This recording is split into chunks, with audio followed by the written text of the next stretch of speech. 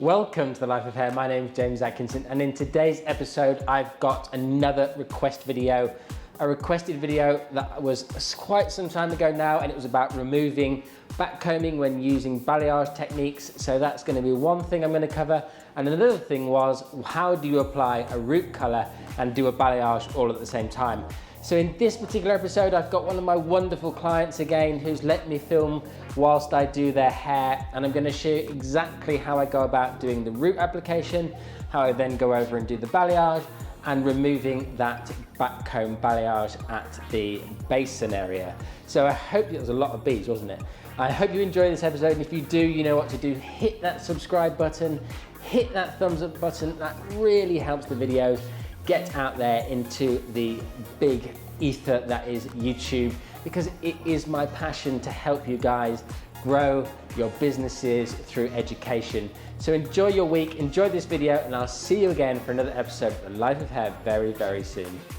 The first thing we're going to look at how I'm doing my backcombing, and that is one of the most important things for removing backcombing. I start at the ends and I take one long stroke. Once I've stopped, I then go behind that backcombing and I push it back up towards the roots. This ensures that my backcombing is not too tight and difficult to remove at the backwash. With this particular technique, I'm taking 1.5 inch sections and I am painting every other section throughout the head. If you look underneath this section, you will note some of the existing colour will remain. This is to create some multi-tonality and to ensure that this end result isn't too blonde, because the contrast between the roots and the ends is not all that high. I've got a level 9 result on the roots and I will have a level 10 result on the ends.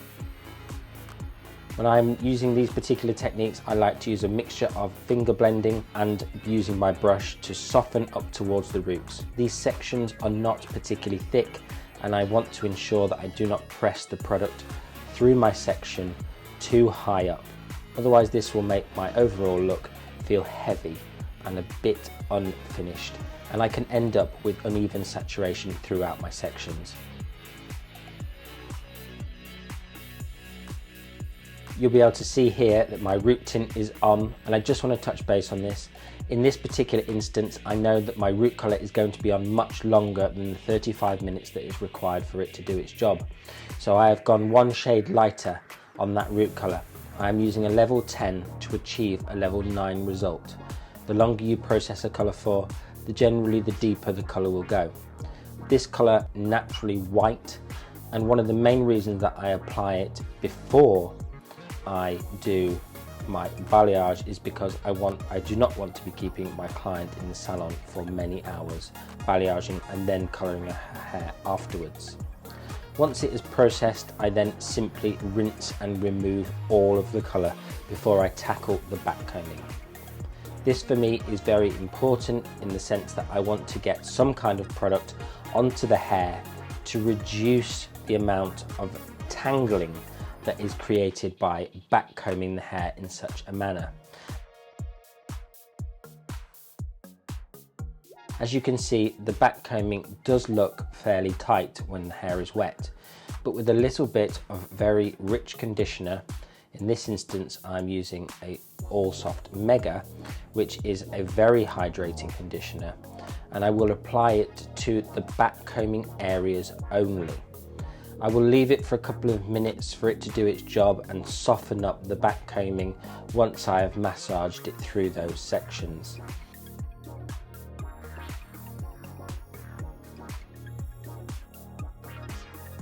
Then it's on to the removal. Start on the ends of the hair with a wide tooth comb that is deliberately designed for removing tangles. In this instance, this is my tried and tested Tint Detangling Brush. It's different to a lot of detangling brushes. It's a paddle brush style. It's got dead straight pins. You can find it on their website, and as you can see from this one, it's battle ready. I have used it over and over and over, time and time again, and I absolutely love it. It gets the knots out so easily without any pulling, providing you've got that conditioner on there before, obviously. Once the conditioner is removed, then you can go on to tone and do whatever you need to do. And this is the finished result, a beautifully natural, soft balayage technique, hand blended, back combed, retouched, whatever you want to describe it as, I don't mind. This is the sort of results that I love to get for clients like this, whose hair is naturally quite white, and this back combing technique diffuses that white hair, so she doesn't have to get her hair done every 5 minutes because her roots are coming through. I hope you've enjoyed this episode, and if you have, then smash that subscribe button, and I'll see you again next week for another episode of The Life of Hair.